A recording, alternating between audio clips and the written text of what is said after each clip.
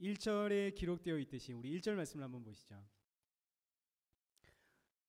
오늘 본문은 다윗이 남기는 마지막 유언입니다.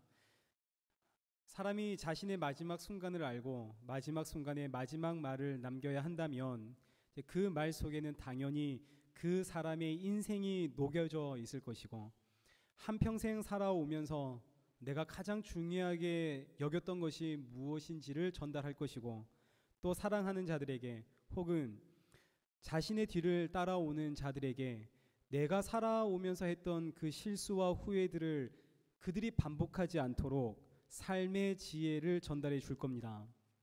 다윗이 솔로몬에게 지금 남기고 있는 이 명령이 이와 같습니다. 이 명령 속에는 다윗의 인생이 녹아져 있고, 또 다윗이 살아가면서 생각했던 가장 큰 가치와 그리고 자신의 실수와 후회를 이 솔로몬이 반복하지 않도록 그 삶의 지혜를 담아서 지금 전달하고 있습니다. 그러나 그렇다고 해서 다윗의 이 마지막 유언이 아버지가 아들에게 남기는 그런 단순한 유언으로는 끝나지가 않습니다. 오히려 지금 이 순간 다윗은 솔로몬에게 명령을 내리는 그 하나님의 계시 전달자로서의 역할을 하고 있습니다. 하나님의 계시 전달자로서 솔로몬에게 하나님의 말씀을 지금 전달하는 것이죠. 그리고 동시에 오늘 우리에게도 이 말씀을 전달하고 있습니다. 근데 이것은 당시 유대인들의 사상에 있어서 특별한 것이 아닙니다.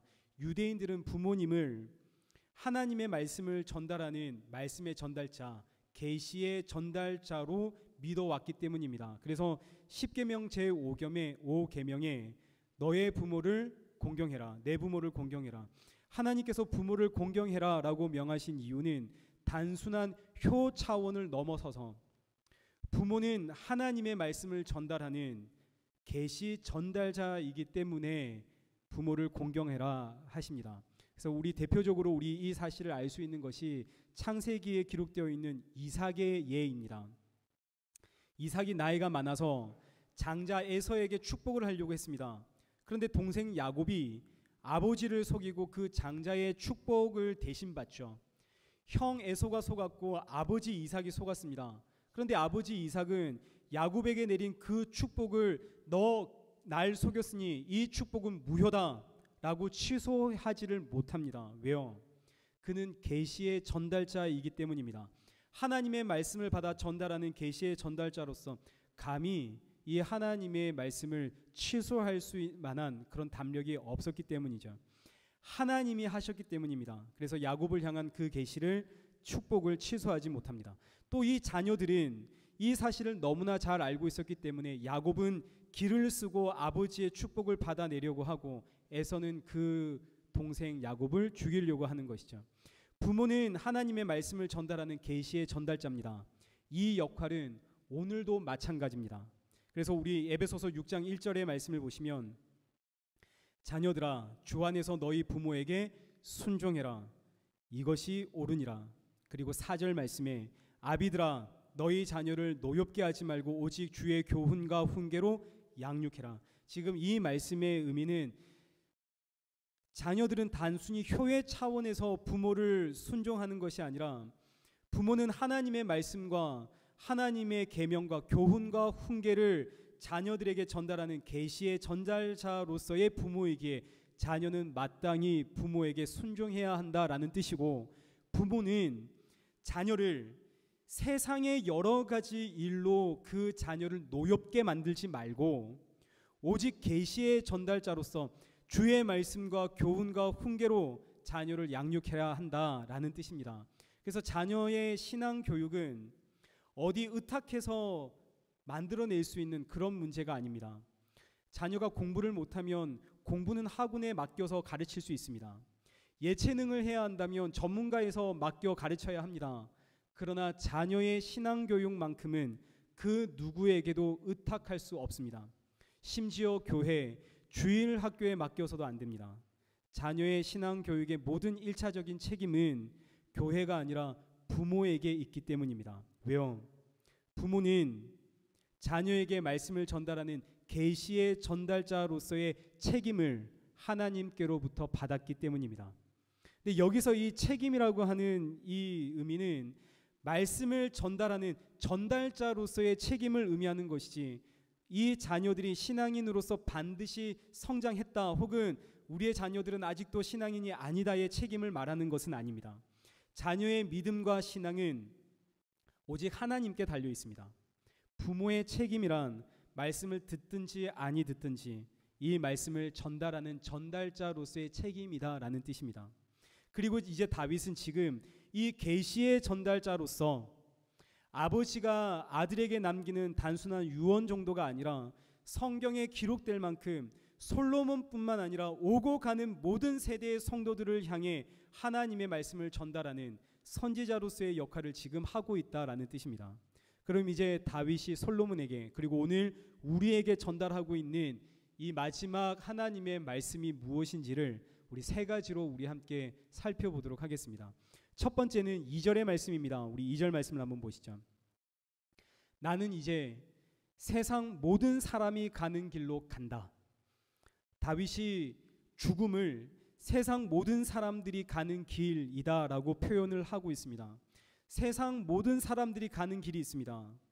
죽음의 길입니다. 모든 사람은 이 죽음의 길을 향해 갑니다. 죽음은 창세기 3장 19절에서부터 시작이 됩니다. 우리 3장 19절 말씀을 보시죠. 아담과 하와의 범죄 이후로 모든 사람은 흙으로 돌아갑니다. 너는 흙이니 흙으로 돌아갈 것이니라. 그래서 사람은 이제 흙으로 나와서 흙에서 나온 것을 먹다가 흙으로 돌아가는 인생입니다. 왜 이렇게 됩니까? 죄 때문이죠. 죄의 결과입니다. 그래서 우리 히브리서 9장 27절 말씀을 보시면 한 번 죽는 것은 사람에게 정해진 것입니다. 모든 사람은 여기서 피할 수가 없습니다. 아무리 남다르게 살았다 하더라도 죽음을 피할 길이란 없죠.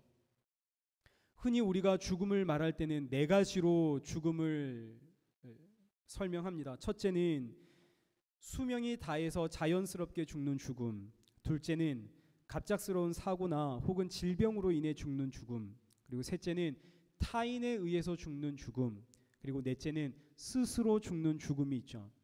그런데 성경은 죽음에 대한 이 모든 구분들을 다 거부합니다. 왜요?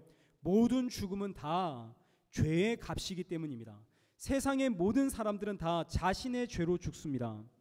사람은 수명이 다해 편안히 죽는 죽음을 선호합니다. 그러나 수명이 다해 편안히 죽는 죽음이란 없죠. 모든 죽음은 다 자신의 죄로 인해 죽는 죽음입니다. 우리 크리스찬들이 가장 경계하고 있는 죽음은 자살입니다. 우리 작년에 한번 제가 말씀드렸습니다. 하나님을 믿는 사람이 어떻게 자살할 수 있는가? 자살했다는 것 자체가 하나님을 안 믿는다는 것 아닌가? 네, 아니죠. 아닙니다. 감히 저 사람이 자살을 했다고 그렇게 말할 자격이 우리에겐 없습니다. 우리 마태복음 2장 21절의 말씀을 한번 보시죠. 살인하지 마라. 누구든지 살인하면 심판을 받게 되리라 하였다는 것을 너희가 들었으나 22절 나는 너희에게 이르노니 형제에게 노하는 자 형제를 대하여 나가라 하는 자 미련한 놈이라 하는 자는 지옥불에 들어가게 되리라. 우리는 행위로 나와야 그걸 범죄라고 봅니다. 내가 사람을 죽여야 살인이 되는 거지. 야, 너 진짜 죽는다라고 내 마음의 분노나 마음의 생각이나 표현은 살인이라고 생각하지 않습니다. 그러나 예수님은 마음의 생각 그 자체를 행위로 보시죠. 그래서 생각만으로도 살인죄가 성립된다라고 하는 겁니다. 우리 27절 말씀을 보시죠. 간음하지 말라 하였다는 것을 너희가 들었으나 나는 너희에게 이르노니 음욕을 품고 여자를 보는 자마다 마음에 이미 간음하였느니라. 마음의 생각이 이미 행위라는 뜻입니다. 그럼 여러분 이제 한번 청소년 시절을 돌아가 보시죠. 여러분 청소년 시절에 진짜 내가 죽어야지, 내가 죽어야 돼, 내가 죽으면 누가 날 위해 울어줄까, 이런 생각 안 해보셨나요? 다 해보셨죠? 저도 그런 생각 많이 해보았습니다. 시도한 적이 없을 뿐 생각은 많이 했죠. 그리고 성경은 그 생각이 이미 자살이라고 합니다. 그러니 이 땅에 자살을 안 한 사람이 누가 있습니까? 하나님을 믿고 예수님을 믿으면 아우 내가 진짜 죽어야지 이런 생각, 이런 마음 안 가지나요? 정말 너 때문에 내가 죽겠다, 아이고 내가 죽어야지, 이런 생각 안 하시는군요. 우리는 다 그런 생각을 하죠. 다 자살한 존재입니다. 누가 누굴 정죄할 수 있습니까? 자살하면 천국 못 간다. 그러면 우리도 천국에 못 갑니다. 우리도 자살을 했거든요. 천국은 자살하면 못 가는 곳이 아니라 예수를 안 믿으면 못 갑니다. 잔인한 살인범들이 있습니다. 그러나 성경은 너 죽는다 정말 이라고 노를 바라는 나를 향해 넌 이미 살인자다라고 하십니다. 그러니 모든 죽음이란 비난과 정죄의 대상이 아닙니다. 다 죄의 값입니다. 모든 사람은 다 자신의 죄로 인해 죽습니다. 아무리 더 살고 싶어도 더 살 수 없고 아무리 죽고 싶어도 죽을 수가 없습니다. 살고 죽음은 오직 하나님의 손에 달려있는 것이죠. 그런데 우리는 참 어리석어서 이상하게도 죽음만큼은 내가 내 손으로 끊어버릴 수 있다라고 생각을 합니다. 살고 죽음이 하나님의 손에 달려있습니다라고 고백하면서 죽음만큼은 내가 끊을 수 있다라고, 그래서 자살은 죄라고 믿는 거죠. 우리는 나는 나의 죽음을 나의 의지로 끊을 수는 없습니다. 그러니 자살이라는 것은 없죠. 모든 죽음은 다 죄의 값일 뿐입니다. 모든 사람은 다 이 죽음의 길로 가는데 하나님이 부르시는 그 방법의 차이가 있을 뿐 이 모든 죽음은 다 죄의 값입니다. 모든 사람은 다 자신의 죄로 죽습니다. 그러니 다윗이 솔로몬에게 전달하고 있는 첫 번째 메시지는 나 모든 사람이 가는 그 길로 간다. 나 죽음의 길로 간다. 그러니 너는 이 죽음의 길을 통치하시는 너의 생사화복을 주관하시는 그 하나님을 믿어라. 하나님의 통치와 하나님의 다스림을 받아라. 너는 힘써 대장부가 되어 하나님을 섬겨라. 이것이 다윗이 전달하고 있는 첫 번째 메시지입니다. 이것을 신약의 표현으로는 주 예수를 믿으라. 그리하면 너와 내 집이 구원을 받으리라 입니다. 이제 둘째로 다윗이 전달하는 두 번째 명령 속에는 이제 두 가지의 메시지가 담겨 있습니다. 우리 3절과 4절 말씀을 한번 보시죠. 우리 함께 큰 목소리로 읽겠습니다. 시작. 내 하나님 여호와의 명령을 지켜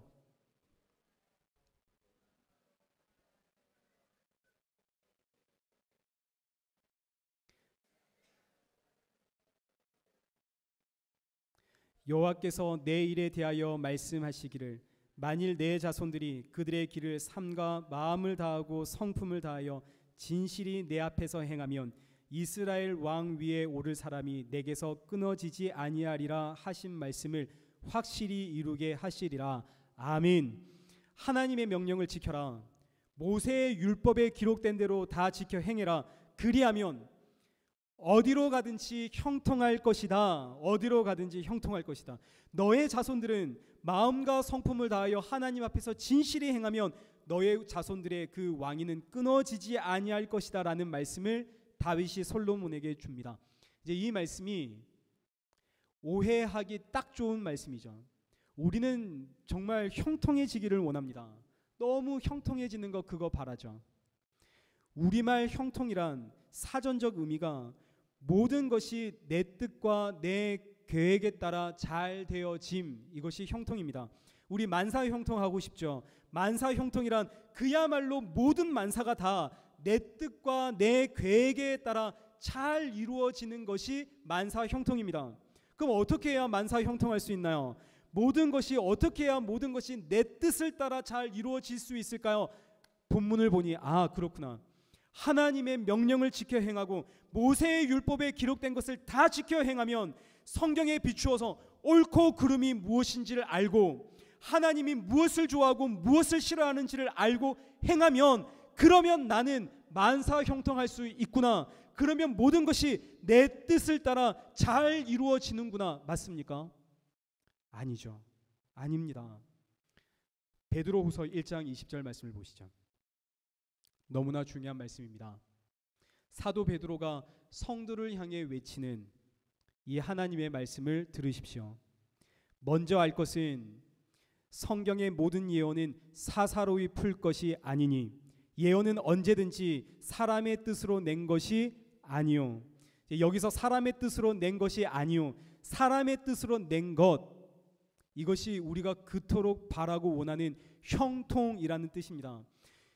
성경의 모든 예언은 사람의 뜻을 위해, 형통을 위해서 풀어가선 안 된다라는 것이죠. 그렇게 사사로이 성경을 풀지 말라는 뜻입니다.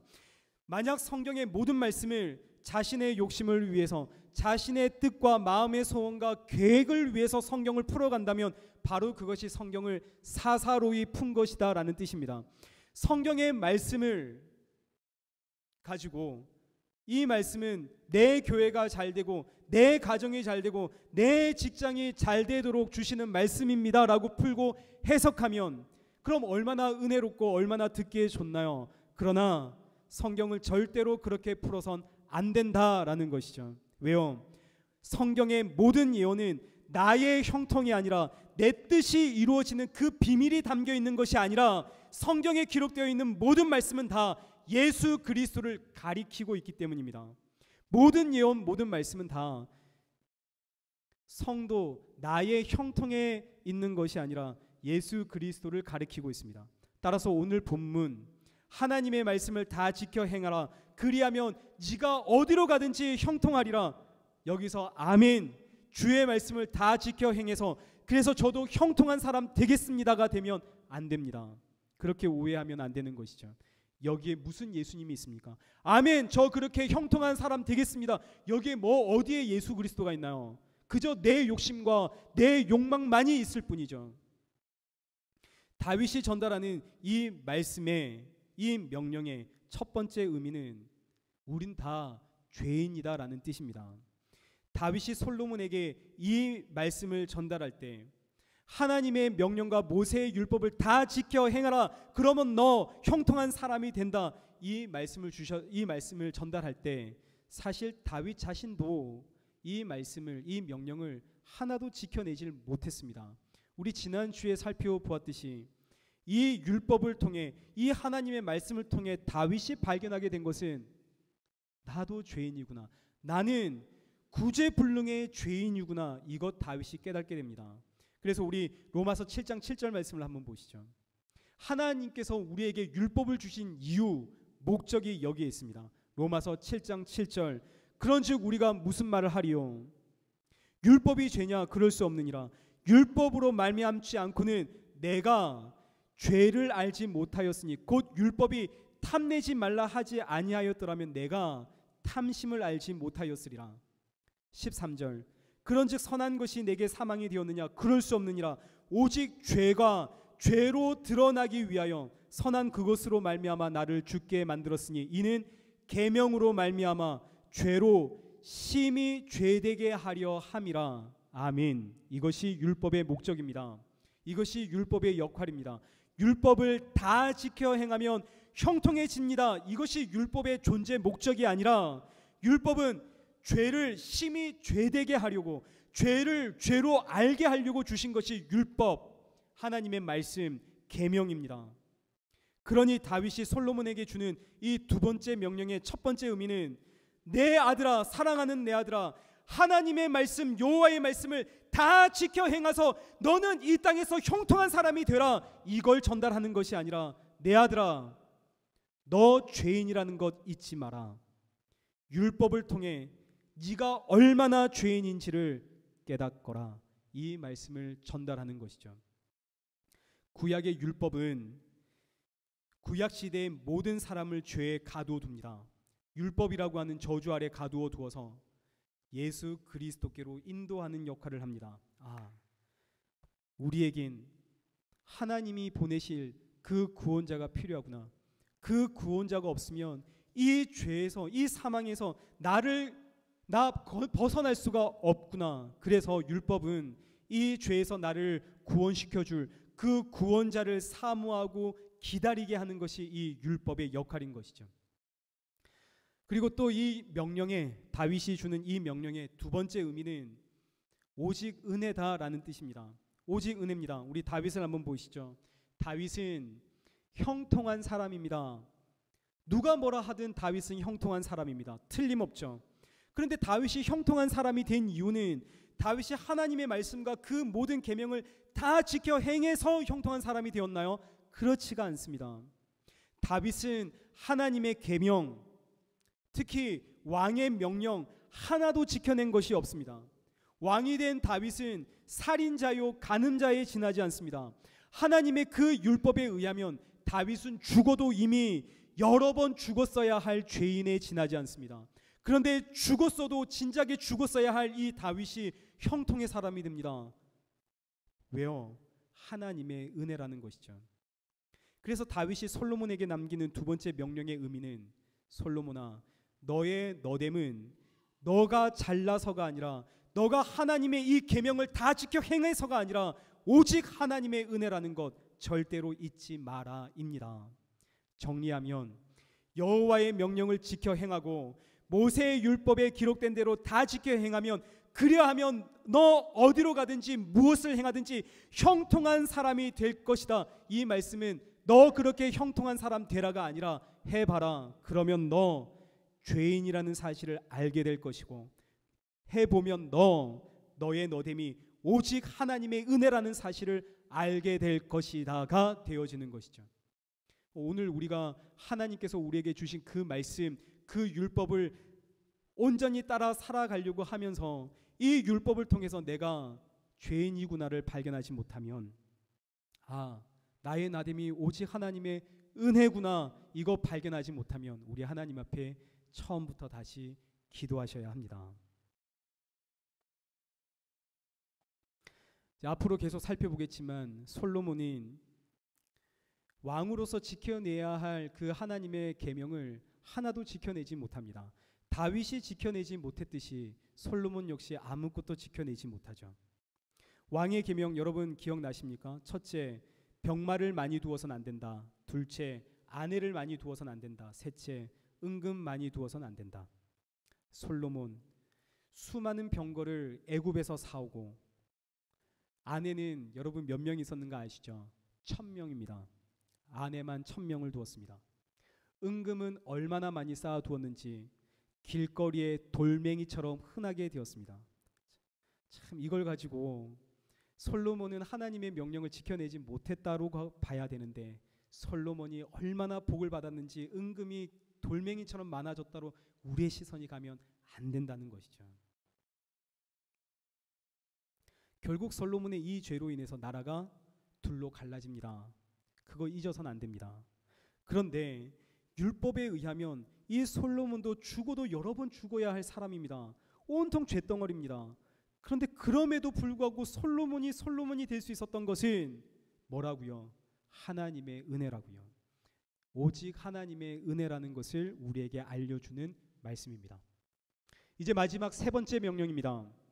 이 명령은 천국에 대한 메시지입니다. 천국, 하나님의 나라는 어떠한 나라인가를 다윗이 솔로몬에게, 그리고 오늘 우리에게 가르쳐주는 메시지인 것이죠. 우리 5절부터 5절, 7절 그리고 8절에 보시면, 5절에서는 다윗이 솔로몬에게 스루야의 아들 요압을 죽여라, 그리고 7절에서는 바르실레의 아들에겐 은총을 베풀어라, 그리고 8절에는 게라의 아들 시므이는 죽여라 라고 명령을 내립니다. 이제 우리 5절부터 한번 보시죠.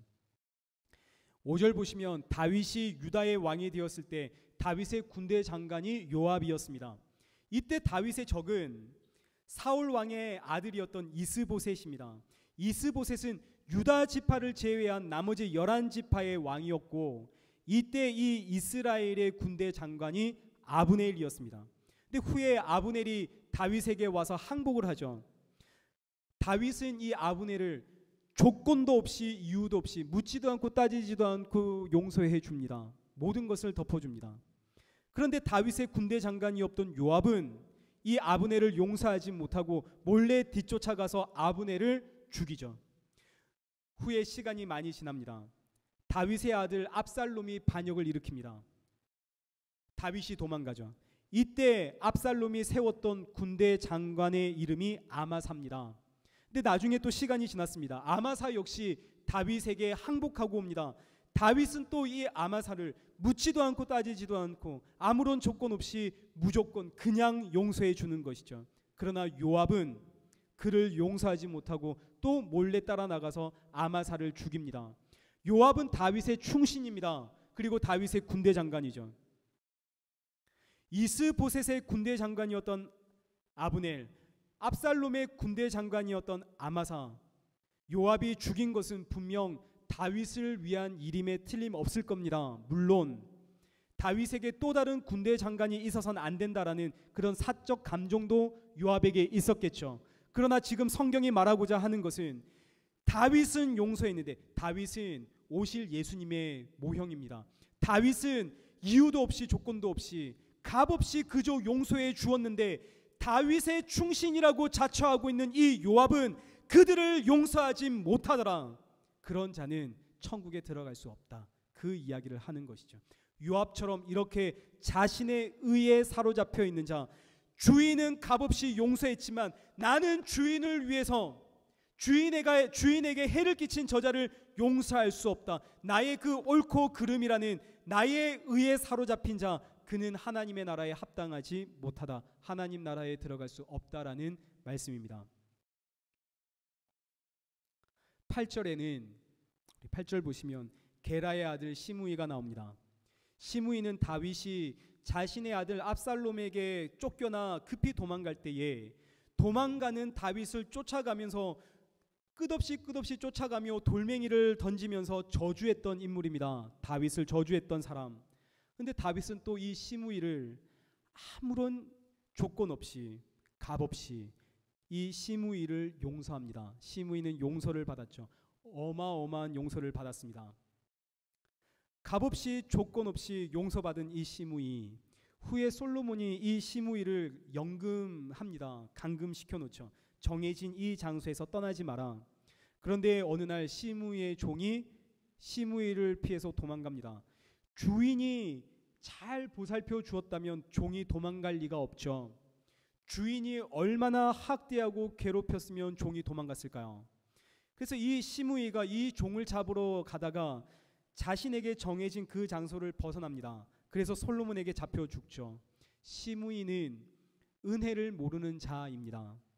왕에게 돌을 던지고 저주를 했음에도 불구하고 죽어 마땅한 죄를 지었음에도 불구하고 용서를 받은 시므이입니다. 그런데 자신은 자신의 종들에게 용서를 베풀지 않죠. 이런 시므이와 같은 자는 하나님 나라에 들어갈 수 없다라는 뜻입니다. 7절 바르실레가 나옵니다. 다윗이 압살롬을 피해 도망갈 때 극진히 다윗을 섬겼던 인물입니다. 도망가는 다윗을 끝까지 섬겼던 바르실레, 긍휼을 베풀었던 바르실레, 그는 하나님 나라에 들어갑니다. 그래서 지금 이 말씀들을 다 종합하면 다윗이 지금 솔로몬에게 가르치고 있는, 전달하고 있는 하나님의 나라는 긍휼의 나라다라는 뜻입니다. 긍휼의 나라, 자비의 나라, 용서의 나라, 사랑의 나라라는 것이죠. 하나님의 나라는 오직 하나님의 긍휼을 받은 자만이 들어갈 수가 있습니다.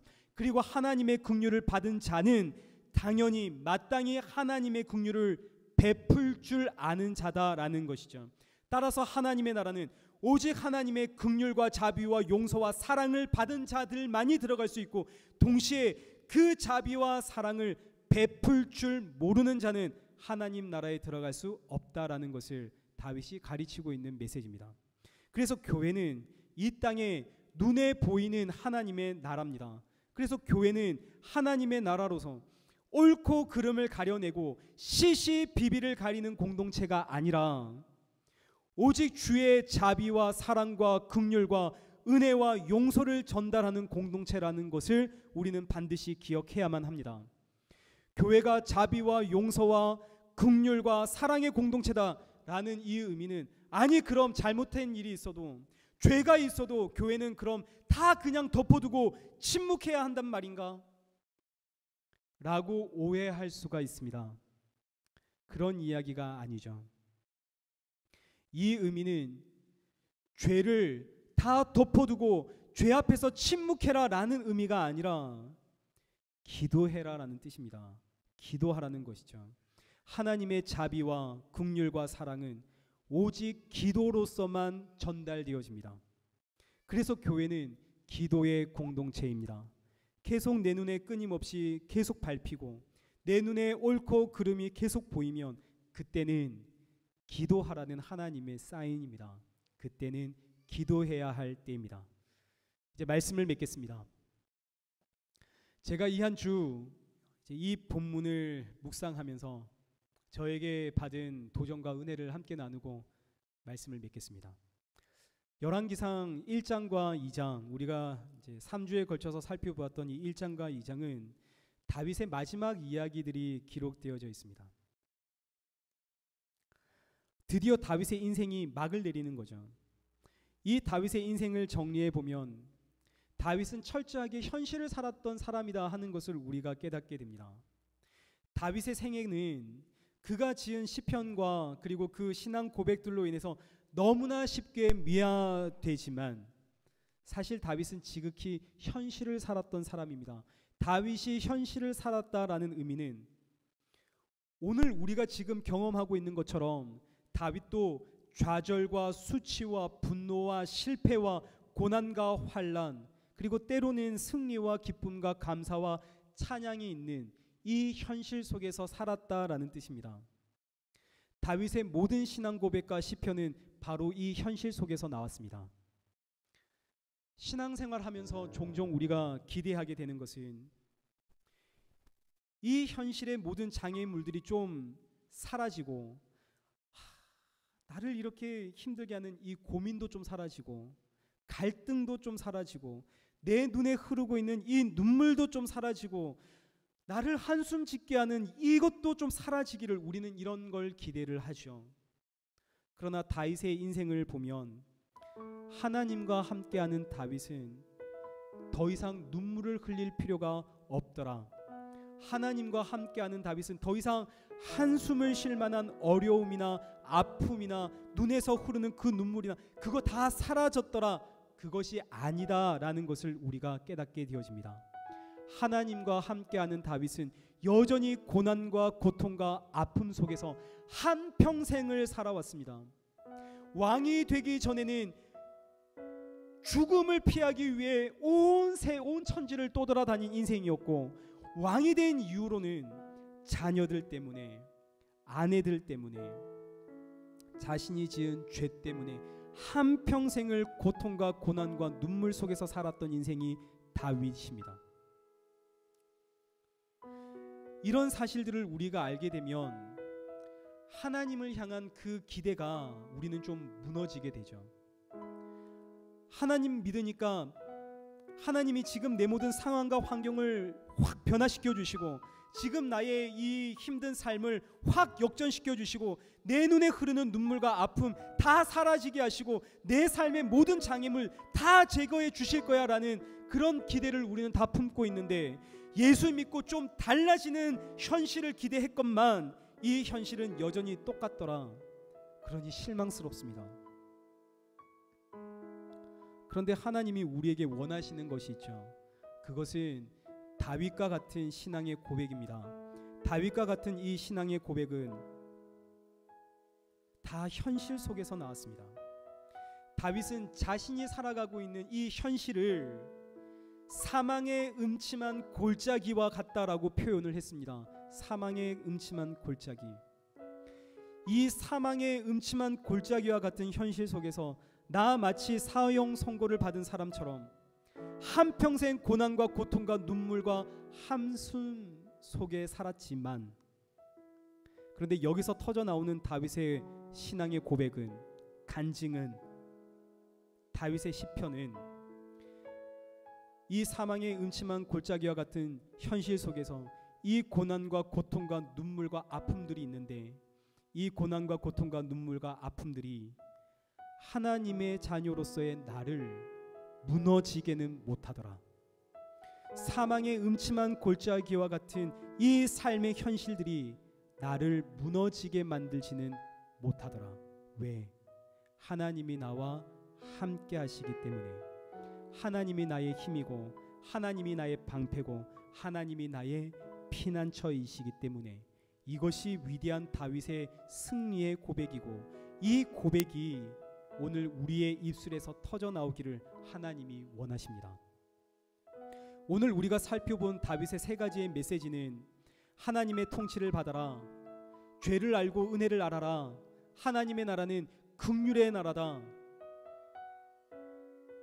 이 말씀들은 오늘을 살아가는 내 삶, 이 삶의 힘든 문제들, 이 고통들, 지금 내 눈에 흐르고 있는 이 눈물을 닦아줄 만한 그런 실질적인 메시지는 아닙니다. 그러나 다윗의 이 마지막 메시지를 통해서 하나님은 우리가 다윗과 같은 고백이 터져 나오기를 원하십니다. 이 사망의 음침한 골짜기와 같은 이 삶의 현실들 앞에서, 이 고난과 고통과 아픔과 눈물들 속에서, 그럼에도 불구하고 이 모든 현실이 나를 무너지게 못하게 하는 것은, 나를 무너지게 만들지 못하는 것은 하나님이 나와 함께 하시기 때문에, 하나님이 나의 힘이요 나의 방패요 나의 피할 반석이기 때문에 이 고백이 터져 나오길 원하는 것이죠. 우리 사랑하는 성도 여러분, 이 한 주 우리 이 고백이 터져 나오는 한 주가 되시기를 축복합니다. 우리가 이 고백이 터져 나오지 않으면, 여러분 우리 하나님 아시죠? 이 고백이 터져 나올 때까지 끌고 가시는 하나님이십니다. 우리 이 고백이 이 한 주를 시작하는 저와 여러분의 고백이 되기를 축복합니다. 우리 시간에 우리 함께 찬양하시겠습니다.